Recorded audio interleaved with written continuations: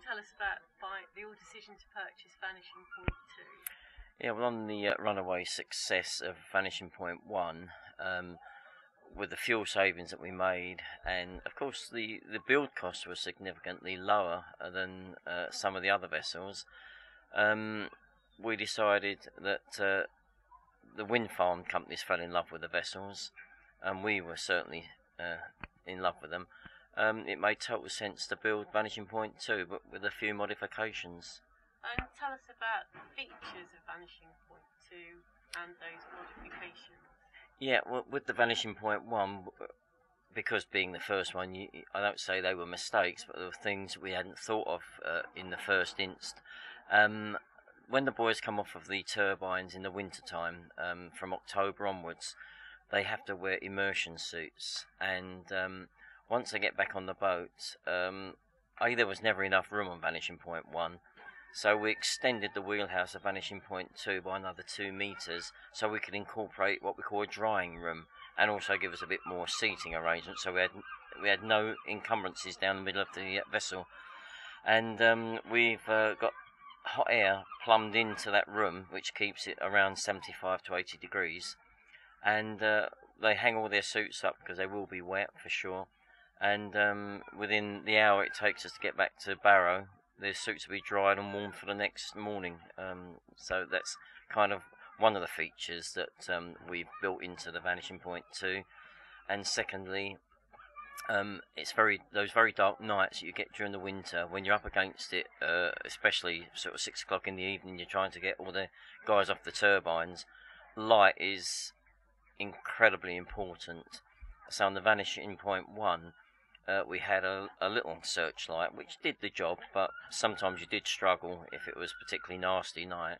But that was a total cost of about £240. On the Vanishing Point 2, we went to Denmark to Colour Light, and they specialise in the searchlights, and we spent £7,000 on the searchlights, and it's just incredible. I mean, you take health and safety and the welfare of the crew incredibly seriously. Yes. And Nicola is very, very committed to looking after the crew. Definitely. I mean, the biggest thing you face out in the wind farms, especially in winter, is hypothermia, if you like. People getting really cold. So it's not a thing that we have to do. It's something that Nicola's decided, along with myself, that it's a great idea to do. Is at lunchtime we'll send up flasks of hot coffee. She will invariably cook them something like sirloin steak with microwave chips, so they've got something good. And because an army marches on its stomach, and I've got to say, all the crews we had, VB Enterprise boys, they just love Nicola obviously to death, and I think it speaks for itself. At the end of the project, and it was all over, and we were going our own separate ways, we went out for a meal, and that night they presented us with the most beautiful plaque to Terry and Nicola of the Vanishing Point for never-ending good spirits and for looking after them so well, and hope to work with us again. And I think that was a lovely thing for them to do. That's a terrific accolade, and I think Nicola's been the driving force behind the location of the plotter. Yes, that's an interesting point, Sue. Nicola asked the guys what would be on their wish list if they could have something for the new vessel, and what really came across was that when we're on the way out to the field, there's nothing to see, and it's quite a boring trip. And they have to get ready because we usually have 5 or 6 turbines to stop at on the way and drop various people off.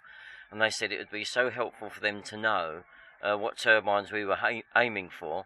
So if we could do something like on the airliners where we'd have a screen and they could actually see the plot of the course plotted by the boat. So Nicola decided that we would have the plotter interlinked with the 32-inch TV screen so everyone could see where we are. And I think they'll be very happy with that. Brilliant. And tell me about your clients. Who do you look after? Yeah, well, our main clients are Dong Energy, which is the Danish government, basically, and Siemens. We worked for Dong Energy right back in 7 years ago when we worked on the Gunfleet Sands project, and it became obvious to us then that this was a new industry. It wasn't going to go away. It would only get better. and we were fortunate enough to be in on the ground floor. But in saying that, like a lot of fishermen, ex-fishermen, as I am, a lot of fishermen make the mistake thinking they can use their old fishing boat and just convert it. Well, you can't. You need to heavily invest in an industry if you want to stay in it, and that's what Nicola and I have done. So forget the fishing boats, you need to build a wind farm vessel. And your ambitions for your development of your business? Well, yep, again, Nicola and I have discussed it at length, and we'd like to be in a position where we've got 5 working vessels, and we're under no illusion that as time goes on we will have to upgrade our vessels, probably to the next phase would be 20 to 24 metre in length, because phase 3 will require that.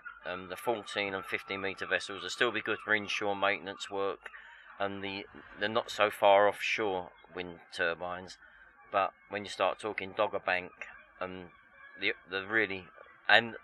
wind farms that are going to be built across the water, Germany and like Belgium, you're going to need 20 to 24 metre vessels. So that's where we want to be. We want to have a little host of maybe the Vanishing Point 1 and 2 for the inshore stuff, and then Vanishing Points 3, 4 and 5 will be the bigger vessels to do the further offshore work. And will those be catamarans?